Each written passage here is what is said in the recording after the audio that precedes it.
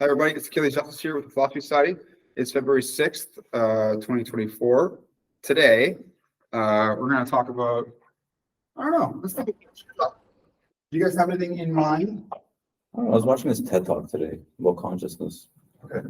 It's pretty cool. It's like the way we perceive everything is like quote unquote a hallucination. Like, Who did the TED Talk? That's a great question. Daniel Hoffman. Is it Daniel Hoffman?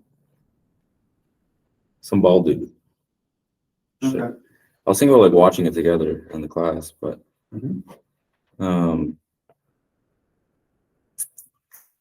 let's see. So everything is an illusion, that's what the person said. Anil says your brain hallucinates your conscious reality. Okay, that's the thesis, yeah. Hmm. That's like a skeptical view. Because he did an experiment with like a rubber hand. Oh yeah. Where he connected it to like, and like your right hand's a rubber hand and your hand's under the table.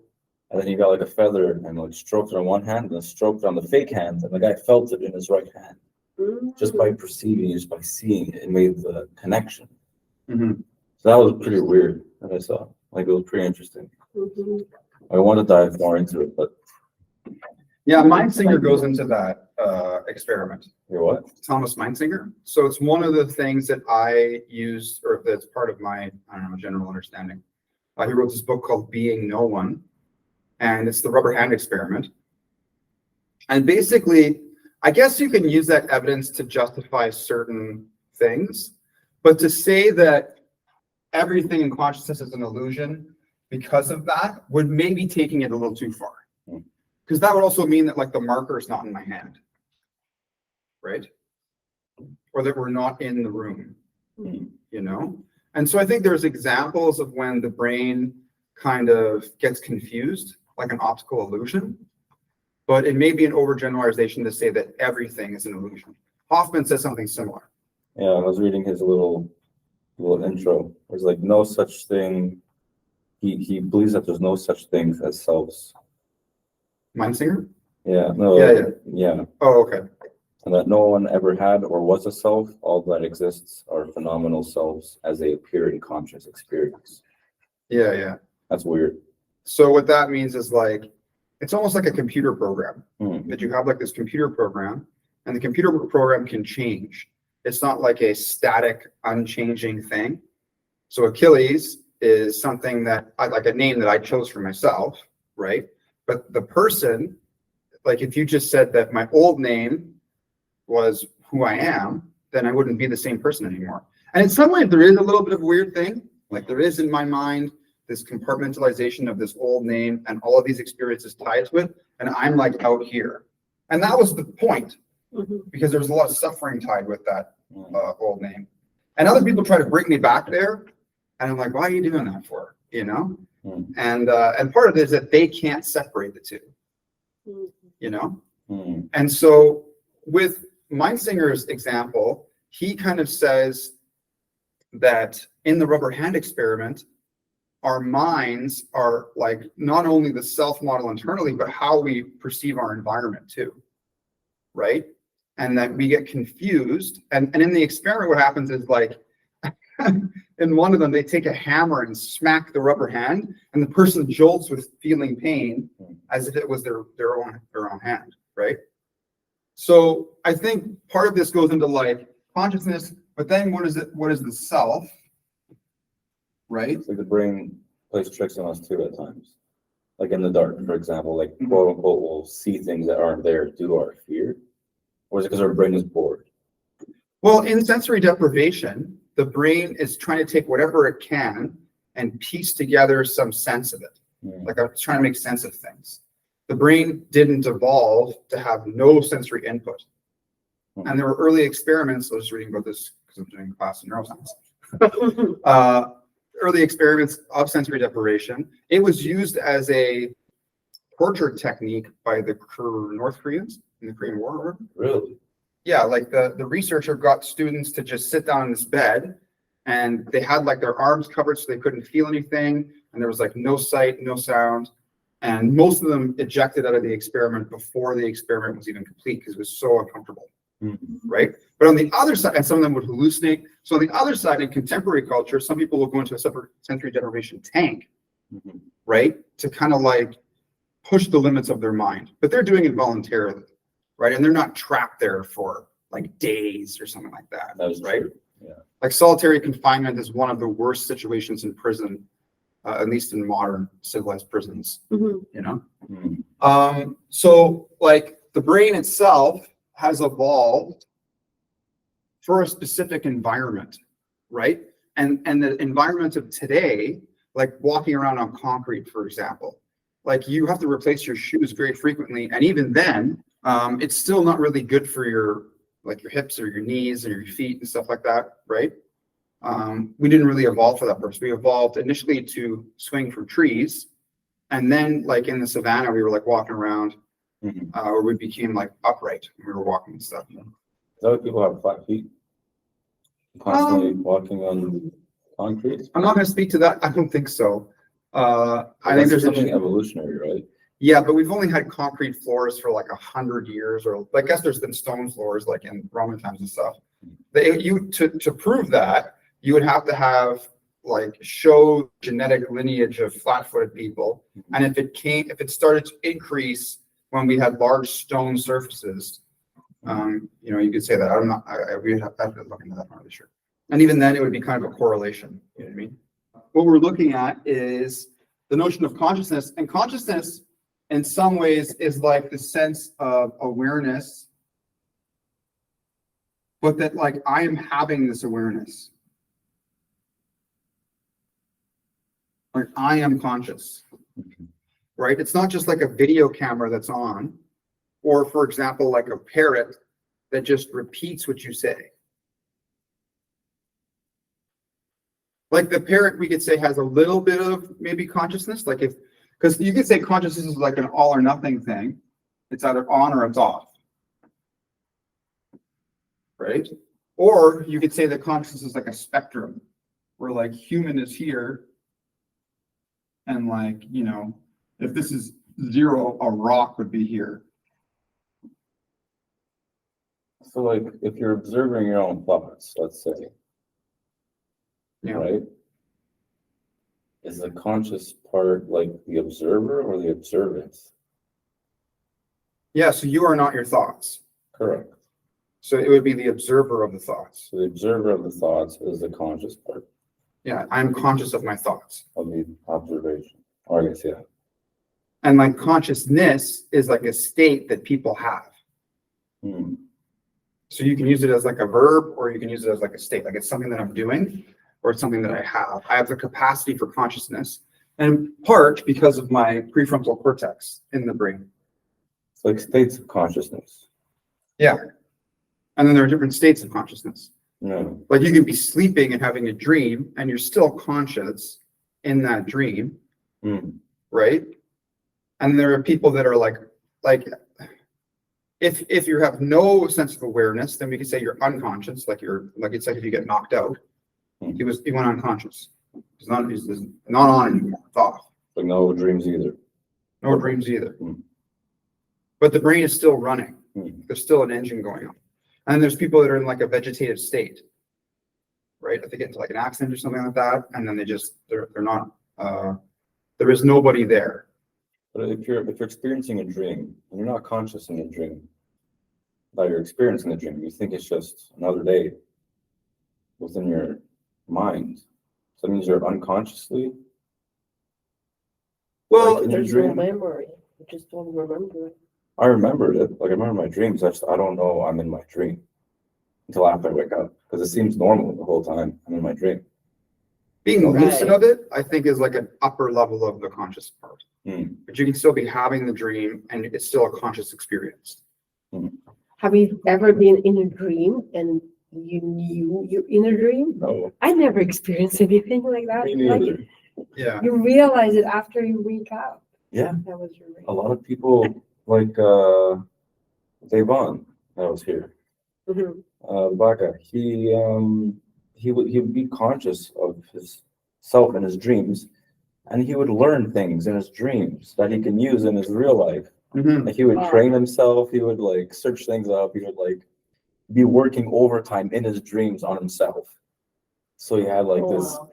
this little reality you can play in, like the Matrix kind of, if you think of it, Mhm. to That's train cool. yourself and to like make yourself grow, become smarter in your dreams, so you can reflect the knowledge that you get in your dreams in reality. Yeah, it's called lucid dreaming. Yeah, I know. It's like, Yeah. One of the videos for the Philosophy Society, waking up now, waking up hmm, is one of the first ones that we usually show, and that goes into lucid dreaming. they say there's a few tricks to see if you're dreaming. If you count your fingers, you'll never have 10 fingers in your dream. But good luck remembering that when you're in a dream. Yeah. So they say if you make that a habit every day to count Counting. how many fingers you have, like 2-3 times a day for like maybe a few weeks or a few months, your brain might do it in its dreams, thinking it's, it's part of my normal day, this thing. Mhm. And then you see 9, and you're like, wait a second. Maybe that's one Oh, of the I'm techniques. in a dream. I'm gonna start doing that. Or you can flip the light switch on, or look at the clock. Right. Oh, that's the movie I saw, right? Inception. You didn't like that Yeah, one? I didn't like Waking it, but Life. maybe when I see it another time, it's gonna be more interesting. If you put the subtitles on, it'll help too. Mhm. Right. Yeah, there's a lot of. Another- Yeah. Yeah. So when they talk about that thing, so there's like the body, right? And then there's like this self model. That we've given ourselves. Yeah, it's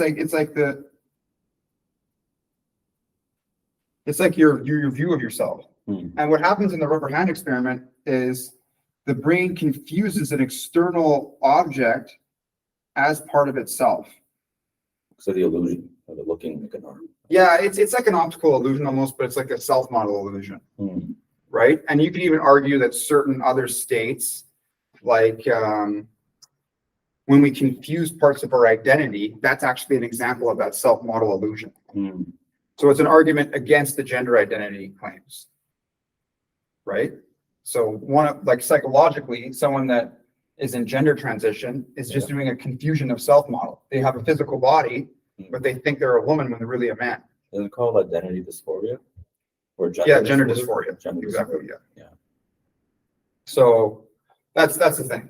And where does that stem from? Is that like, do you think like an imbalance in the structure of the brain, like the chemical composition of the brain, like trauma, It's not a chemical thing. or is it just like a belief system type of thing, like a self?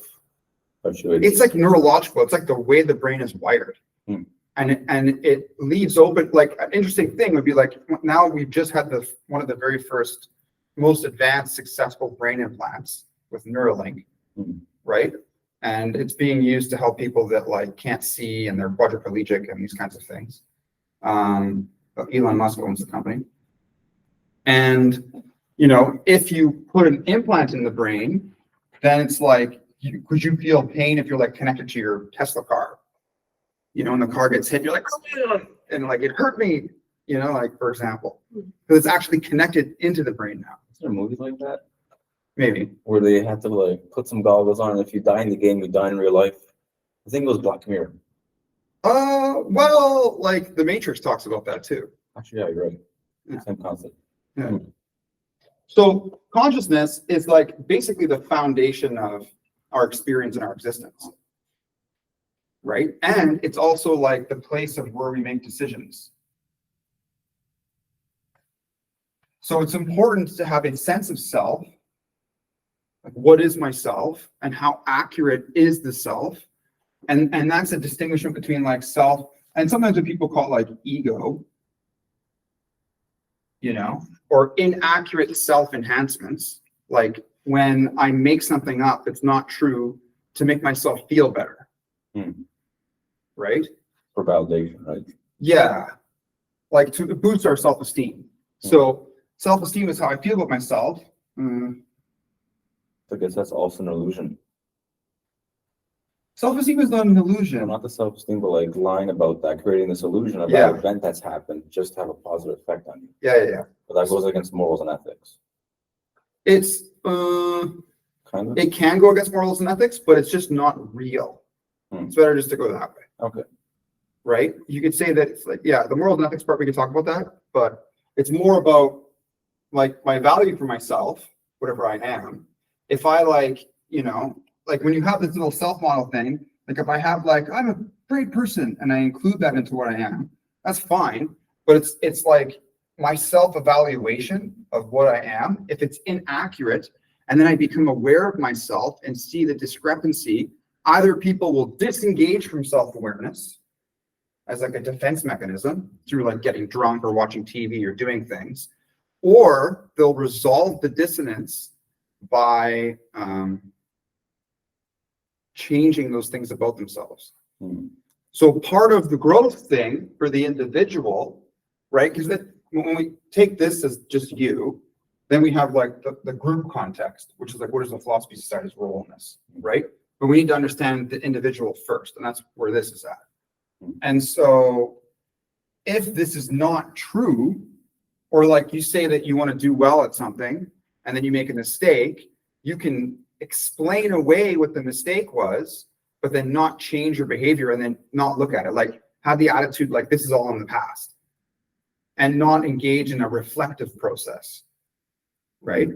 And so if that's the technique, then you're just going to kind of keep on doing this mistake, whatever this mistake is. You're just going to keep on doing it almost forever, right? It's going to keep on going. Whereas if you're aware of it, you can stop it in that instance and you can do something else. But that takes effort, right? And so willpower, or our ability to exercise conscious control over a thing, that's something that it's a limited resource. So they have like studies where if you put a lot of effort into resisting like eating chocolate when you're at like a party or drinking, you're like, I'm not going to drink. And then later, even though your brain wants you to drink, even though you're craving it, you're denying it. Yeah. Okay. Right. And then later, like you go home and then something frustrating occurs, you're more likely to get triggered and get angry because you've used up your self-control and your willpower for a previous thing. Like a battery? That is so, yeah. I never thought about it like that. So there's now on one hand, there's people that see it as a limited resource, right?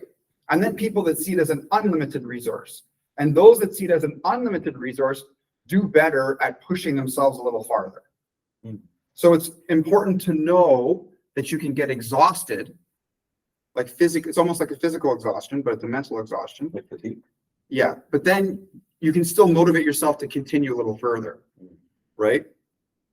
So how do you expand your energetical like composition of willpower? It's a muscle, and What's so a muscle? part like think of it like a muscle, but it's you want to visualize your ideal self. So this is like the present self, and then we can have like a ideal self. Okay, this is like what I visualize myself being, and then there's all these incremental steps from now until then, whatever then would be, right? And so it's important to like list, like, you know, have some properties here, you know, like health, things that use like they are goals, okay, that can require training, or there's incremental steps. Like if I'm getting a degree, or if I'm paying off a mortgage or something like that, whatever it is, paying off bills, or I'm making money, or meeting a new partner or something like that. There's some future state that, you know, and we could go through the goals and determine, are they realistic or not? And then what I want to do is I want to look at the incremental steps that it would take to get there. And whenever I'm in the present moment, so there's a book by Kelly McGonigal, and she discusses this willpower stuff. It's part of the Philosophy Society kind of list. And it's called the willpower instinct. And it talks about all of these properties of willpower and how we can at least understand them and then incorporate it into our self-management and then group management, right? Because a lot of this stuff, we want to learn it so that we can make the Philosophy Society just a stronger group, which is just us, you know, which is good. And so when you're faced in the present moment with, I'm going to drink alcohol, you tell yourself, well, you think about the ideal state, right? And you visualize that, and it'll be easier for you to let go of the present thing. Like, is this getting me closer to what I want to be? Right? And so there can be issues of the person like explaining it away. Right? It doesn't matter, like moral licensing. I've done a good job for the last like 2 hours not drinking alcohol. I can have one. And then what'll happen is you have like 5 or something because you started. Right? And so you can also distract yourself and think about things in the moment that also make you feel good. That's not the substance if we're talking about substances. So is willpower connected to serotonin, dopamine too? Like those are our motivators, right? Yeah. That makes us get things done. Is that like linked with willpower, or is like willpower completely different? Like it's our own idea of having the energy. Well, cortisol is going to be like the stress hormone is going to be involved in it because there's only like so much that you're going to be engaged with at a specific time. And so it's like, how much stress can you handle in one day? Right? And managing that stress and being somewhat realistic and then taking time to like recuperate and then using any excess stress to push yourself towards the ideal self. So it's like you can use your energy now to maintain and heal and kind of stay with where you're at. But then if you have extra energy, you want to invest it towards this. And maybe we kind of do that intuitively anyways. But if you're aware of it, then maybe you can make more progress, right? And then if you know that we know that I can push beyond my capacity, even when I feel like that's all I can do, then you can always just incrementally just do 1 unit towards the goal, even though I don't feel like it. Because then over time, after a month, now you have 30 here or whatever, right? Okay, so that's the self-model thing. So yeah. Sorry, one thing. Sure. You said the brain releases like cortisol based on a stressful situation, right? Yeah. So over time, if you're going through enough stressful situations, will your brain learn how to conserve cortisol? Because like, the more stressed out you get, like You just kind of become habituated to it. you Well, come like you do. immune, quote unquote. The cortisol, I don't know about the cortisol, that's a physiological thing. Yeah. But like, do you respond with stress? One thing is your interpretation of it, and then we have the David Burns discussion here. The other one is the navigating environments so I don't get engaged, right? There's my perception of the thing, like what I tell myself, how I see it, and then just kind of avoiding those situations as well. And there might be some habituation, like you do get used to some things, but there is a certain degree of like damage or at least processing time and power. There is an opportunity cost that I have to spend time negating the negative response, right? And like the research study where if I resisting the chocolate bar, later I'm more likely to have like an emotional outburst. Who says that? I could show you the research later. Oh, I didn't hear the beginning, like the first part. If I use up my willpower. No, I heard that part before that. You said you say someone mentioned? Yeah. Oh, sorry. I have to look at the research, but okay. It's in the textbook. Okay. Social psychology. Okay, so we have our current self and an accurate sense of self-esteem. It's hard for people to do that because the more aware of myself I am, the more I can see my discrepancies between my ideal self and what I really am, right? And so having a sense of what we do with our dissonance,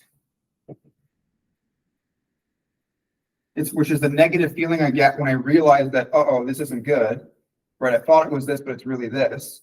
And then translating that into an ideal self thing so a dissonance, and then we have acceptance, which can take some time to process. Like, this is the reality I'm really in. And with the acceptance, then we can do some kind of action, right? Which is like the steps towards the thing. And that's like, a very realistic way to integrate our self-development and how we're growing as people, you know? So, and that goes back to the consciousness thing. It's that, is it an illusion that this is part of what I am? Yes or no? Right? And how can I kind of test that in some way to see if it's the case? Like, for example, if I'm like, oh, I'm going to sing this song or whatever, I'm going to do it. You know, if I'm going to do karaoke, for example, right? Or go to a show, I would want to practice the notes beforehand and see if I'm warmed up to even be able to hit the notes. If I can't hit some of the notes, I can either not sing that one little part, just skip that note, or just not do that song entirely, do a different song, right? But to just assume I can do it and then go in, I'm risking an objective test where I just fuck up in front of everybody. And they're like, oh my God, you know, like, that doesn't sound good, you know? And so that might happen, you know? Or in a testing situation, right? If you don't study, you're like, yeah, whatever, I understood everything the professor said, we're good to go. And then you go into the exam and then you don't do that well. That's because you didn't have any self-checking mechanism. You didn't practice the recall. The thing that is most likely to breed success, for example, in a multiple choice test, is I close my eyes when I do it. For some reason, it's like I've trained myself to do that. I close my eyes and I bring it to memory. The covariation theory, consensus, distinctiveness, and I forget the last one. Yeah, so what we're looking for here is this, and then you have to again do it over time. So if I forget the last one right now, I would want to check it and then bring it to mind. So read it, put it in my short-term memory, close the book, and then bring it to mind a bunch of times, and then do it in 2 hours, right? And then if you do it in those increments, you'll create the neurons and you'll be able to recall the information, which is extracting it from memory. So there's programming it or inputting it in memory, there's organizing it in memory, and then there's taking it out of memory, those 3 steps, right? And so you want to get good at the last part for any kind of test, which is taking it out. But if it's not in there and it's not organized well, it's gonna, like, if you go into your, like, if you have to go to your filing cabinet and you're like, oh, I have to find those receipts from last year, and everything is just in a huge pile, you're like, oh man, I know it's here somewhere, I just don't know where it is, right? That's the organization part. Or you just throw out the receipts. You're like, oh, I thought it was here. I went through everything and I didn't find it because you didn't even put it in there at all. You didn't pay attention to it, right? Paying attention is like programming it in. And then how it fits within a system, usually like a flowchart hierarchy, right? Like when I do like these charts, right? Like where does it fit within some kind of a system? How well is it organized? And then bringing that back to present mind. That's so weird because like the way you're explaining is like basically how I am. It's like everything's kind of like a mess. I don't have everything organized in there. Mm-hmm. But when I took my ADHD medication a few years ago, I tried it out for a little bit. Everything kind of organized on its own. I had access to all the information I've learned from my whole life. That's cool. Which was really freaking awesome. Like, fuck yeah, I forgot I knew about this and about that and about this.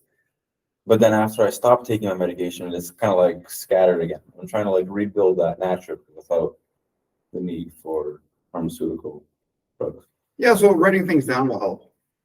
Like it's so weird how one like quote unquote drug, well it is a drug, would kind of organize it for you. Or like yeah, I'm not sure how to, I don't know what to say about that. me neither. It's just a weird observation. It's good though, like it's good. It's bad in the sense that you're dependent on the external substance. Yeah. But like when you write things down in some kind of a journal that's organized, then you're externalizing an organizational system that'll help you extract it, right? Like my website is really a big way for me to organize all the things that I think about, right? There's a lot of stuff there. This is an important thing to know how to go through the steps of our present self to an ideal self, because there's always going to be some times in the present moment where things occur or things come to us and we have to deal with them. And we're like, I would like to be like this or whatever, you know? And then in a group context, we can, you know, help support. There's some supportive element here. You can be aware of something in somebody, like please chew with your mouth closed, for example, right? If it's excessive. And then the person may not be aware. And then even if it's frustrating for you, you take a moment to be like, okay. And then you say it in a nice way, the best you can. Yeah. So some of the other things I was thinking about is like, what does it mean to be in a group? How the group is like connected together. That's one thing that's important. So this is like, if this is like you, right? This is all your node. And then there's like how you're connected with the other people within the group. And then what the nature of growth for a group is. And what does it mean to grow as a group? Well, there's each individual member growing, right? And then there's like the connections between them growing. And you could say like the addition of other members to the group. And having a common goal, I think. Yeah. When we're growing towards that common goal. I think that's necessary just for the group cohesion in itself.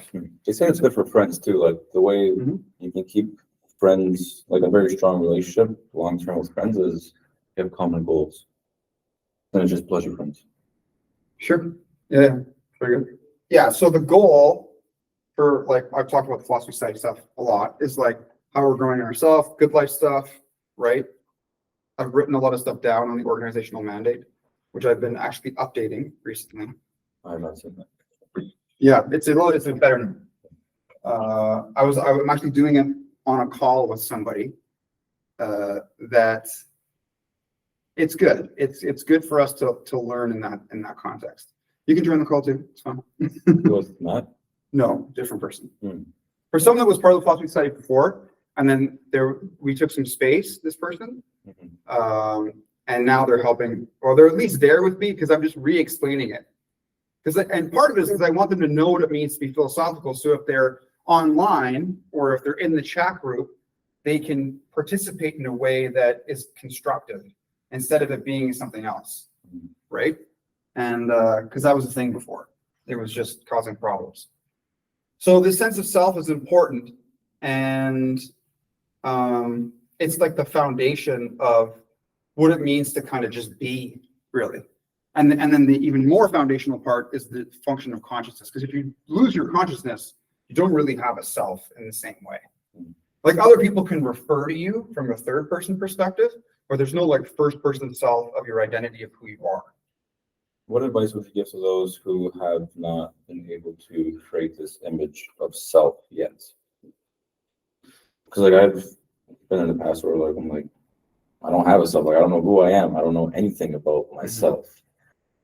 Yeah. So like, So I guess so what is the self? So I think we can talk about our values. Mhm. We can talk about our beliefs, right? And a big part of this is your identity.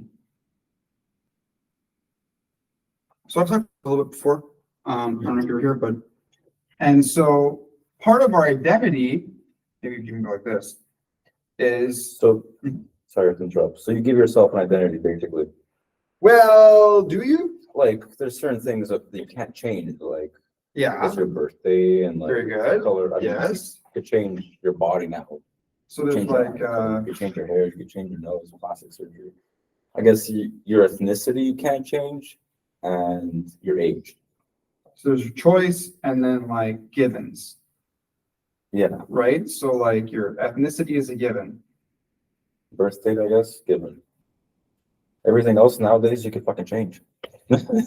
Well, I don't think that you can though. Like through mutilation. The gender identity thing, it's more of just a self model. It's just the way that they see themselves, and they would try to be bringing themselves closer to something. But genetically in your DNA, you're still always a man or a woman. Hmm. Right? Yeah. Like I could, yeah, it's there's a difference between appearance and reality. You may appear to be a woman, but physically you're like at your biological level, you're not. Mhm. Right? And the body, when a man goes through gender reassignment surgery and has his penis cut off and they put a hole inside of him, the body, they always have to go to get the surgery updated or maintained because the body tries to heal itself. Mm. So it's That's why they give the opposing hormones, like the estrogen. yeah, but even that won't, like if I have it sees it as a wound Really? because your genetic code says that you're a man. You're not supposed to have a vagina. right? You choose to, by all means. Well, yeah, like it's just that person, it's a lifelong commitment. Yeah. You know, and there's a small percentage of people that, you know, Are they ever happy? there's evidence that shows that there's no difference between people that get gender reassignment surgery and ones that don't. People that, it was like in Sweden or whatever, people that identify as a different gender than what their like sex is at birth. They did a longitudinal study for 10 years where half of the participants got the surgery and the other half didn't. And they measured their mental being and mental health and well-being. Mm-hmm. And 10 years later, they measured their, like for things like depression, for example, and they measured their mental health and well-being again. And there was no difference between the ones that got the surgery and the ones that didn't. The only difference was that they went through this process, right? And then had to continually update the modifications to their body. So, yeah. And the other piece of information is people that have gender like that are in transition, 40% of those individuals have autism, which is a sense of self and relation to the world and others. I like to call it being neurodivergent. Sure, which is a broad category, but specifically in this case, it's autism. Yeah, and so like one argument would be like, you know, is it ethical to allow people that don't really have full autonomy to go through these kinds of surgeries if they don't really have autonomy because of some kind of neurodivergence, right? If they don't really fully comprehend or understand really what it means. The other thing too is social contagion, is that people want to do this because it seems cool, and there's been an increase in spike in people in transition with their gender identity in the last like 15 years or so, something like that, 15, 20 years. It's been going up and it's been going back down now. 2015, I think it was the peak. It's when things appear to be cool or I can be accepted in a social group, then people are motivated to do those kinds of things. But the actual percentage of people that actually have gender dysphoria, or whatever other way you want to describe it, is much lower than what the percentages of people saying that they have this state. So yeah. So I think to talk about the gender stuff, there's a difference between our biological state and the way that we express ourselves, right? So expression and feeling kind of go together in some ways. So we could feel like we're being feminine, right? But to say that that makes you a woman is a different thing, right? Because even the body, like nature, is disagreeing with you, right? It's saying, that's like saying the sun is really the moon. And then you're like, I can just look at it all day. And then you burn out your eyes. It's like, well, you could think that, but it's not really true, right? People may be motivated to go through extreme cases of surgery and stuff like that. But again, it has certain complications that go with it. And so maybe an easier way to think about this, and I wrote about this recently or last year, is how we relate to each other in terms of being feminine or masculine, and humans' capacity of like gender, as in the expression of masculinity or femininity. We can kind of do both, and there's nothing wrong with that. And it's a spectrum of how masculine and or feminine someone is being within certain social situations or over time in their personality. And part of the problem is that when we perceive each other, we see each other as man and woman, generally speaking, right? And so if someone is upset that they're being perceived as a man when they're really or when they want to be a woman, right? It's part of it has to just do with the nature of our language, and you know, it's a realistic assessment of what reality is, you know. And the self model discussion, it would be that there's dissonance in what they want to be the case, but what kind of really is the case, right? Like someone that suffers a physical disability can have something similar. They wish that their legs worked, but they don't, right? And so there may be, like, I don't feel good about this confusion or whatever's going on in the world and reality. And then there's a notion of acceptance. This is the way that it really is. So what can I do about it? And with recent technology, it's like, oh, now we can just change things completely, right? But it's like if you represented yourself, I think that there would be a low success rate if somebody went into the world and represented themselves as a woman, but they were really a man in transition, and then people perceive them as a woman, and then at some point in the dating relationship, they're like, oh yeah, but by the way, would you not tell them? What if this other person wants to have children? It seems to be that there is a confusion there and some form of deception. Really, you are kind of deceiving other people. Your whole life is based on I can't accept myself, and other people don't accept me for the way that I perceive myself, and I'm willing to go through surgery to deceive everybody, including me. And it's like, I don't know, maybe there's a different way, because the self-model theory kind of explains this in some ways, that there's a perception of self that is different than something. Because people would say, well, who are you to say what reality is? Maybe what they're feeling is reality. Well, but that's not the way that reality actually works, right? People with schizophrenia or psychosis can feel and perceive things that really aren't there, right? And we don't say that their feelings matter, or like a psychopath that wants to go out and kill people, right? We wouldn't say that that person's feelings are more important than society or the victims that they hurt, right?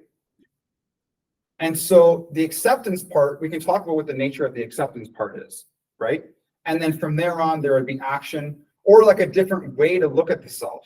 And that's the perception stuff. And Burns talks about that too with the distortions. I think it's important to, people get really upset about this gender stuff, and they'll say that you're transphobic.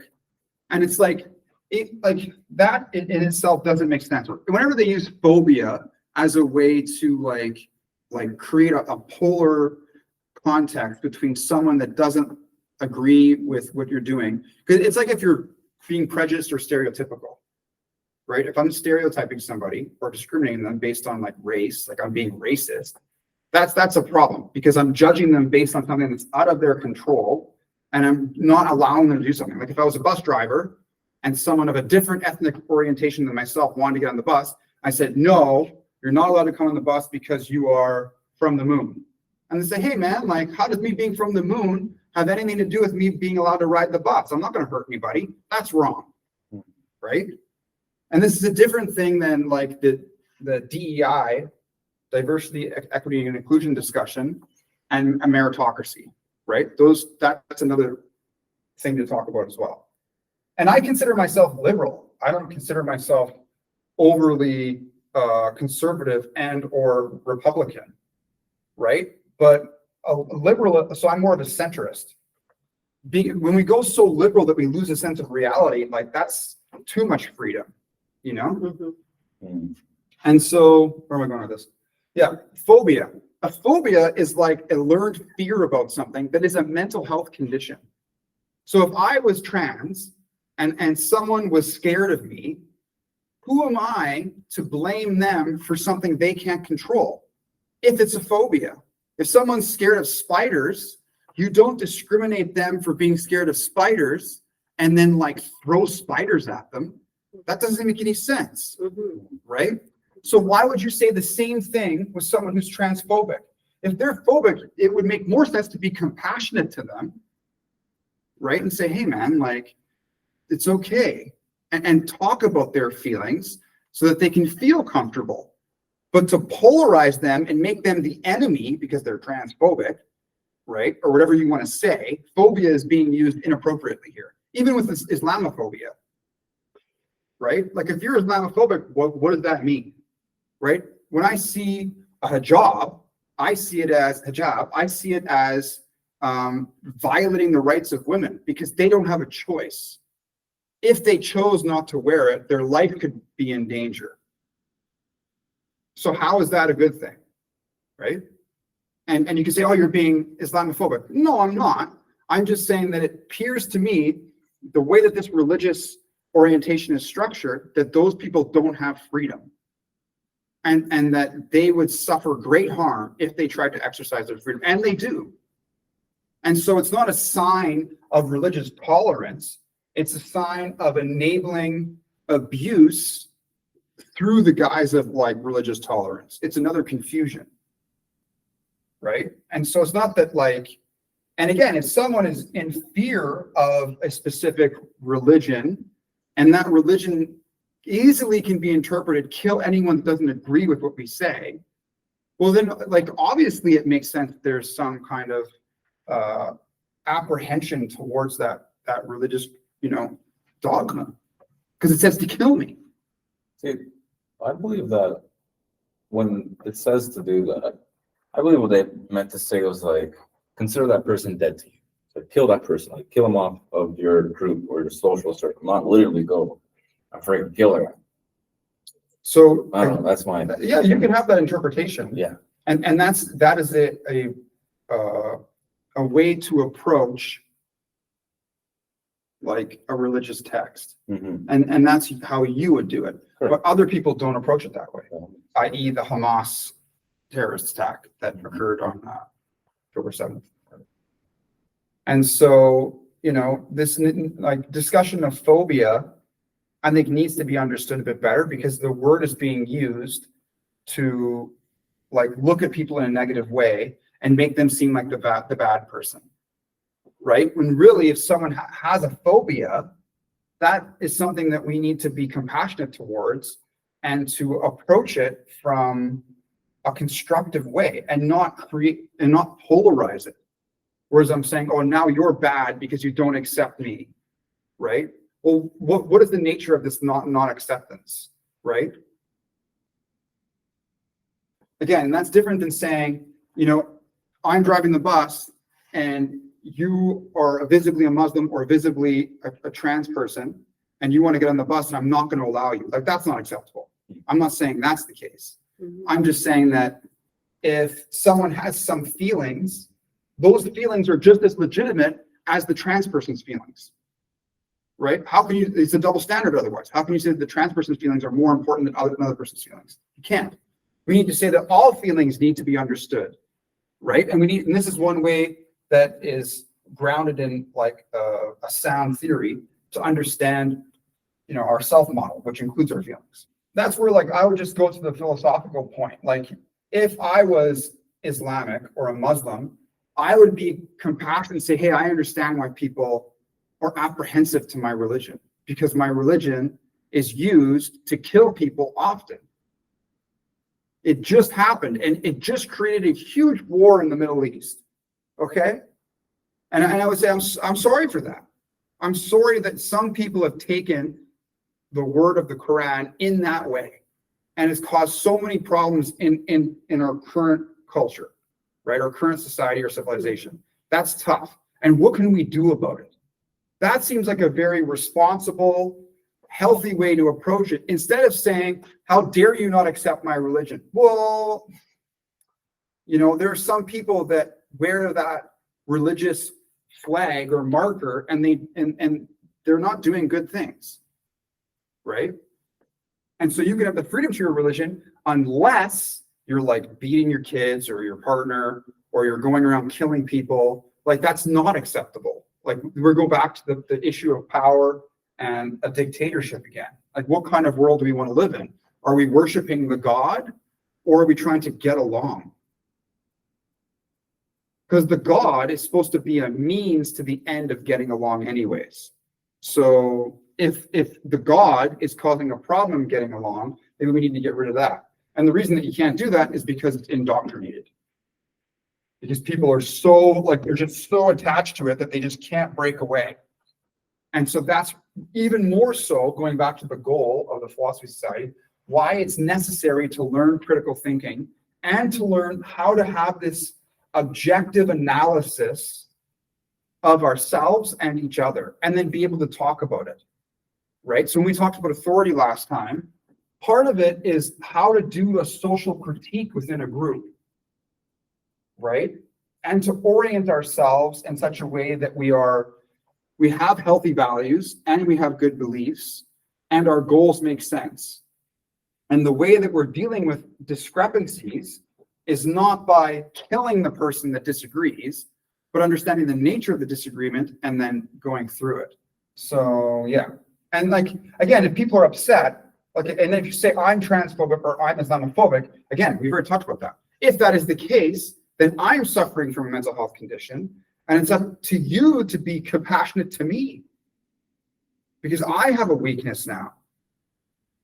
It's something that's out of my control, right? And but I think it makes sense why people have these problems.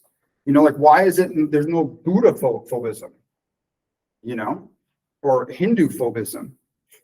You know, it's Islamic phobism. Why? Well, because it was a fucking crazy atrocity that just fucking happened. You know what I mean? Like, that's probably why. You know, like if you draw a picture of Muhammad, then people are going to want to come and kill you. That is an issue, right? Of the way that that social group, its values and practices are constructed and how they're implemented in the world. And so through us being more aware, and that's why being philosophical is important. It can't just be like doing good habits and like living a healthy life. It's also how do I discuss things and understand them, and how can I apply my reasoning, right? That's why critical thinking is so necessary in some ways. Because when people say things like you are this, being philosophical is understanding the nature of what that means. Well, what do you mean by that? Right? And that's where the phobic discussion is a useful one to talk about. People have this self-model, right? The Quran or their gender identity is part of it, and then they may get into some discrepancy, right? The world should be like this.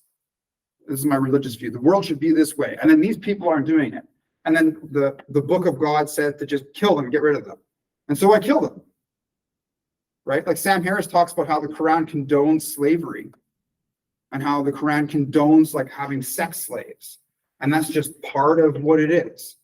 And he says that these people aren't bad. It's just that the instructions on how to live is directing them to do bad things. And the Bible too condones slavery. Gives you instructions on how to not, quoting Sam Harris, not to gouge out your slave's eyes or break their teeth. That's one way to have a good slave. So, okay, it doesn't say slavery is bad. It gives you instructions on how to have slaves. That's a problem in the Bible, right? Or in the Quran to cut off someone's hand if they steal, for a thief, right? And then we get into the example of the moral context where the mother and her children are starving. She steals a loaf of bread so her family doesn't die, right? Or the father that the baby's sick and jumps over the counter of the pharmacy to steal the medication because he doesn't have his prescription that week, right? So his baby doesn't die. Should his hands be cut off and now he can't provide for his family, his whole family dies? Because of a bureaucratic institutional problem? Well, if you dogmatically believe in, for this example, the Quran, then yes, you'd have to cut the hands off of that man. Right? So as a moral code, it's not really that useful for us, actually. It creates more immoral things than moral. And so that's where we're going to utilize ethics, right, that we derive from a philosophical orientation and apply those to situations. We would say, okay, you're accepting the legal responsibility of theft, which sucks for you, right? However, I understand the moral implications. And if you told that to the judge, if you did get caught, like let's say the person stole it, went home, gave the stuff to the kids, and the cops showed up at the dude's house. And he's like, okay, I did it. You know, I had to save my family. I'm sorry.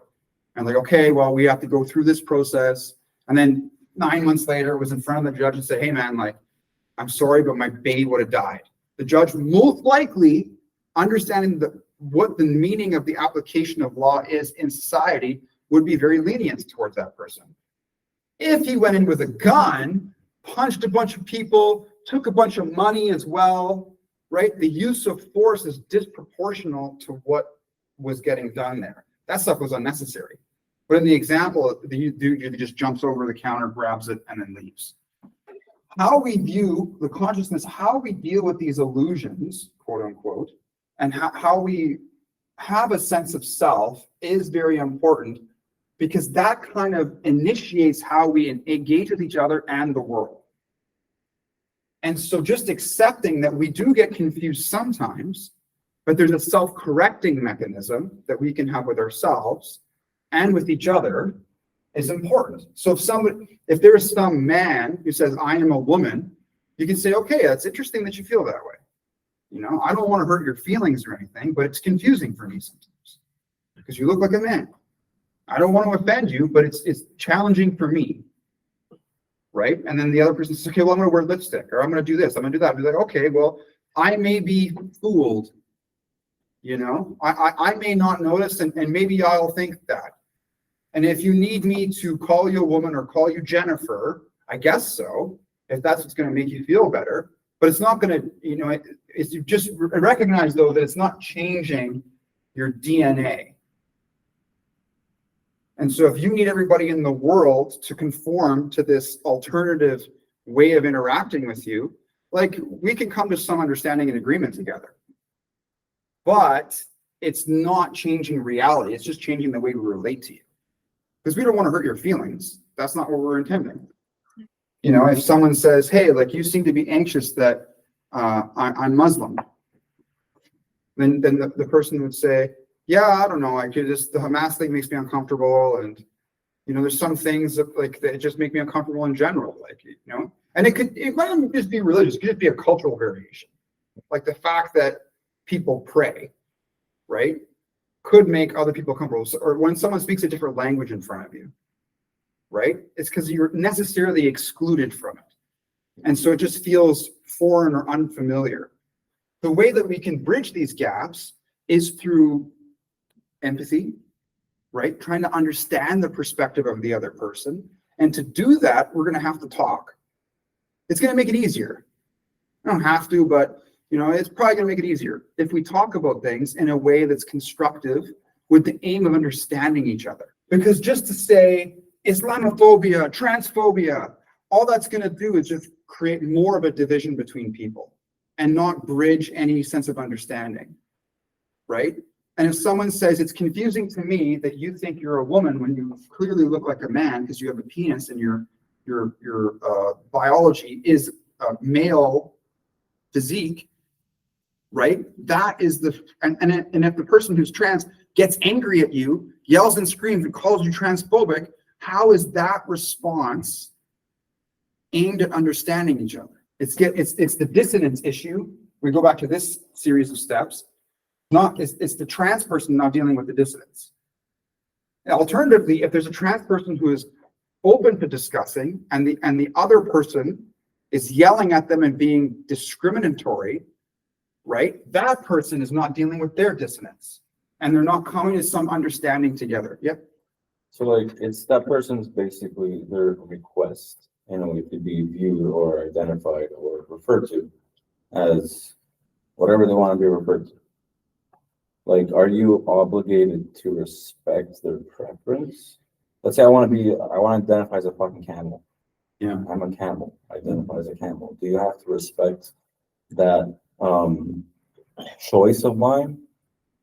Is it like an obligation? Like, is it a morally acceptable thing to do? It's like there's a lot of controversy on both sides of this argument. I'm just trying to like gather information from both sides. It's I don't know. I don't have the answer. Like, are you obligated to respect their preference? Well, with the legislation of the personal pronouns in Canada, you could say that there is a degree of a legal obligation to refer to people as them or they, if they want, if that's how they identify themselves as non-binary. But only for non-binary. Well, or she or he or whatever, right? And Jordan Peterson's big argument was that impedes our freedom of speech. You know, there's a difference between hate speech, right? Whereas the intention is to be malicious and hurtful towards a specific group, like disagreeing with somebody or not understanding something. That's different because the intention is not malicious there. A society that can discriminate between those two. Violations of public norms also. Yeah, like I agree with Alberta's recent change in legislation to not allow children to go through sexual reassignment surgery or hormone therapy. And you're allowed to do that? Yeah, everywhere else. there's a, I don't know the specifics of specific countries and states, but there's certain things that kids can go through those processes without even parent consent. And so that's the right direction. And the premier, or the person, the woman that was communicating about it, she stated that it's parents ought to be involved in this discussion. And when the kid is of age, they said 17, when they're an adult to make the decision that's lifelong, then that's the right, then that's acceptable. With the working with a mental health worker, like a psychologist, a physician, and the parents to go through these processes. Such a weird thing, 17 being an adult. I was not an adult at 17. Like, Yeah, I'm since 26. when it's 17? Yeah. But it's better than being like 10. Yeah. Yeah, well, I believe it should be like when the brain stops developing. 24, 25, I feel like 25, that's yeah. when you start becoming an adult. It's like predetermined, that mindset or the identity of being sure because you're 18 or 17. Like I said before, the evidence shows there's no difference between people that went through the surgery and didn't. Mhm. A 10-year longitudinal study that compared the two. And so, like, how do we deal with the dissonance between what is real and what we believe? And that's whatever that psychological mechanism is to go through these things. That is one of the goals of the Philosophy Society. Is to help us accept reality for what it is in all of its forms. And if we can figure that out, we don't have to rely on faith or getting upset or any other thing that we've used in the past as humans. We have something that's tangible that works. And that's why psychologists are so useful for us. We're like, hey, help us figure this out. Right? The study of the soul, the psyche, or the mind. Right? The psyche, psychologist. And as philosophers, we're going to take that information and integrate it so it's a sound judgment. The way that the group is connected and the way that our self is connected is sound. That's wise. Right? And that is more likely to lead us to a good life than if we didn't put things together in that way. Okay, so today so we talked about conscious self model, trans, and Islamophobia today. Just fine. I've been avoiding the trans discussion because I understand that people will just have a negative view and try to cancel me kind of attitude. But it's not, we have being a philosopher means that it's my job to talk about those things. Being empirical. Being empirical is one thing, but this is more about making sense. I've referenced certain empirical things and I'm connecting them to an overall perspective, right? Our intention is not to hurt anybody. Our intention is to get along together and to understand each other. And so throwing labels at people like transphobic or Islamophobic is almost a way to just stop the conversation. Those people are unwilling, unless even if the person is getting angry and upset, me calling them a transphobic or an Islamophobic isn't going to help. Right? We talked 2 weeks ago when we have different beliefs and someone gets upset. The response would be, why are you so upset? I was born Muslim. I'm an atheist. There's nothing I can do about it as a Muslim. My mother, my father, my whole family, everything I know is Muslim. So what's wrong with that? Right? If you come from that approach, it's very rare, in my experience, but that's what we want. Because then the person can calm down a little bit. Their limbic system can slow down and they can engage their prefrontal cortex again and think about it and try to communicate in a healthy way. Right? Because the alternative, if they just both get angry, what happens? They just kill each other. Okay, so we've seen that outcome and we're actually trying to avoid it. Or when there's protests and for trans stuff and people are getting violent with each other. Okay, that's not the way we want to do it. We want to be able to just calm down and understand what we're trying to say. And that takes effort, right? And the hope is that when we go through these things and we understand these, that's why I have to write the diagrams. When we understand these things about how our self works and our psychology, it makes it easier for us and we're more efficient at understanding each other. But the part of the problem is that when you guys go and do stuff now, Not everybody will accept this information. They're like, what are you talking about? And so that's why it's useful to learn it so that you can teach it to somebody else. People don't like to have their beliefs challenged or have the opportunity to view it from another perspective. A lot of people are just so the horse blinded on their beliefs and they're not open-minded enough to like see both sides and to compare them. Like that's what philosophy is all about. Your opinion, your points, hearing my opinion, my points. Have a healthy debate, no emotions, just a logical conversation. Well, it's not saying no emotion. That might be unrealistic. Right? Like no excessive emotion, like not getting angry and like slapping tables. And Yeah. But if it happens, let's prepare ourselves for that. Right? And that was the discussion about belief. Maybe, I don't know if you're here. But when someone does get upset, we can take a break from talking about the belief stuff and then switch to how they're feeling. And then discuss, well, why do you feel that way? Right? And try to understand them. And then with the end that if I'm empathetic with them, they will calm down and then they can, because they won't feel threatened. Right? And then they can communicate what's going on in a way that's like more constructive. Yeah. Right? Okay, that's good for today. Oh, very good.